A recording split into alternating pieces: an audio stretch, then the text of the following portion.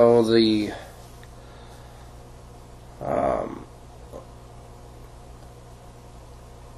I had a a really emotionally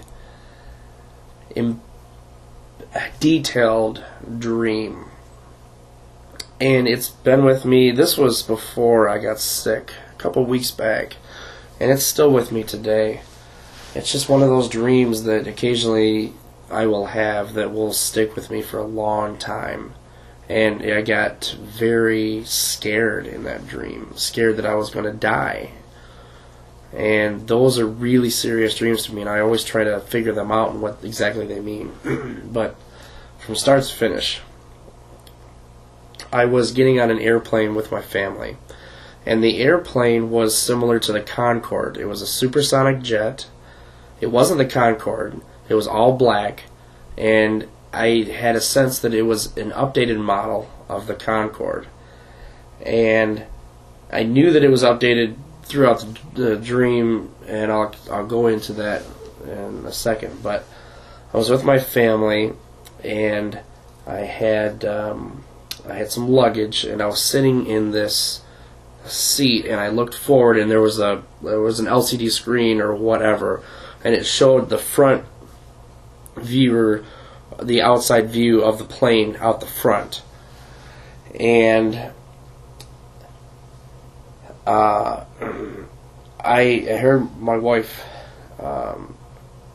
call my name, and she needed help getting my son into the seat to get him all strapped in, buckled in, whatever. So for some reason, I was about in the middle of the plane, and they were in the sort of the right hand corner of the plane.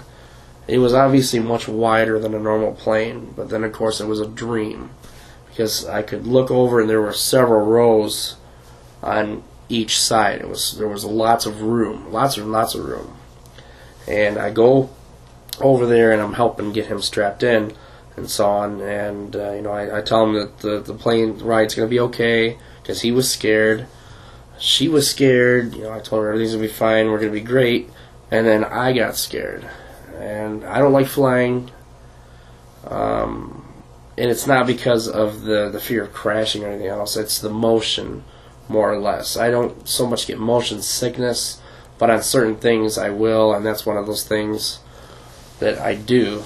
So I had that feeling of fear of the flying, and so I get back to my seat, and what was strange about it is the stewardess came over the air, and she said, passengers, please prepare for takeoff. Stewardess would come by to check to make sure you are strapped in properly, etc., etc. And the seats suddenly turned into these they were almost beds. And I remember I reclined all the way back, and I had these blankets that I pulled up, and the stewardess, it was weird because it was Drew Barrymore, and all that sounds kind of strange, and that's probably because I had saw a Drew Barrymore movie, the previous night, but anyway, she came back and she put this big strap across me, and it strapped everybody down, and I could hear the engine starting to roar up. But what was really weird, though, is that I was looking at this screen, and I could see kind of it was an angle that was above and to the right of the plane. I could see the whole plane flying, and instead of the plane doing what it normally does, where you go down the runway and you take off, it sort of just it just went up, just kind of straight up, and then I could feel, and that's when the dream really started to get detailed for me, is I could feel the motion as if I was really on the plane. I could feel what was going on, and anyway, the plane started to go, and it did this 360, and I was getting really scared, and I'm just holding on really tight, and we start to go back around, sort of backtrack a little bit, and then we lined up with this runway. And this lady next to me said, "Okay, now we're ready for takeoff." It's weird because we were flying already, but it was as if we had to line up with this runway before we could really take off. And the fear that the plane was going to be hijacked at that point, I just had this strange feeling that the plane wasn't going to go where it was intended to go, and that we were all going to die. And so the plane lines up to this runway, and granted, we're probably a good 100 feet above the runway anyway, and then it just kind of and I could feel it kind of like a roller coaster ride. The plane just right off, and it got really scary for a second, because then I'm looking in the fuselage or whatever, and I'm looking, and everything's just kind of shaking back and forth like this, and I'm looking straight ahead. I'm thinking to myself, just breathe in, breathe out, be calm, and whatever. And I could feel the G-force on my body as we're accelerating. And it was at that point that the airline pilot got over the air and said, "Nobody panic, but this is our plane now," etc., etc. And I just sort of sat there like, and everybody looked around like, almost like, let's accept the fact that we're going to die no matter what. And I got really, really scared. My son started to cry. I got out, I unstrapped myself, and I got out and ran over towards the wife.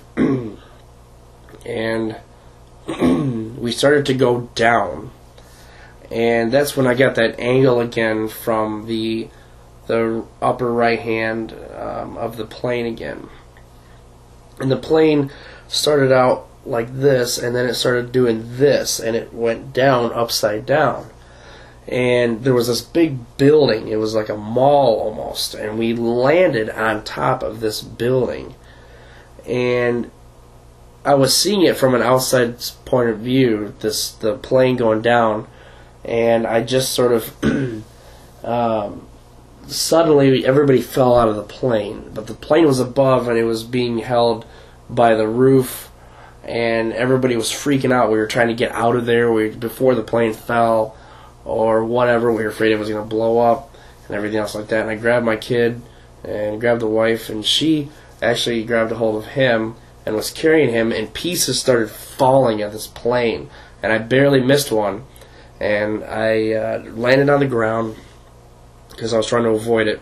And I looked back, and there was an elevator, and they were getting on this elevator, and I told her to wait for me or whatever, and I ran over there, and it was this cramped elevator, and this cramped elevator entrance for like one or two people at most.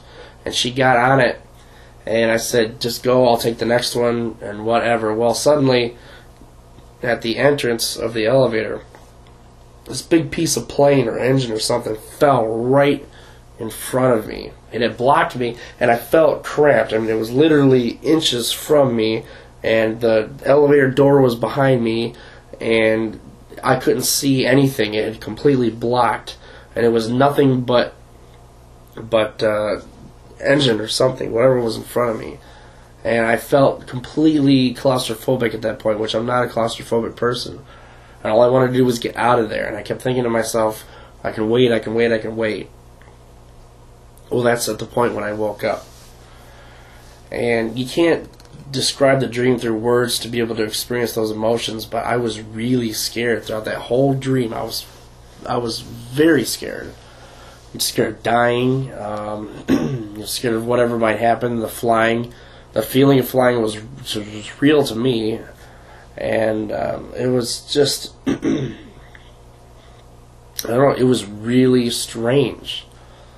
And those are the dreams that really hold on to me. Those are the dreams that really get me thinking about certain things, and just almost think, it's almost like you wake up and you say to yourself, "Man, I'm glad that was a dream," sort of.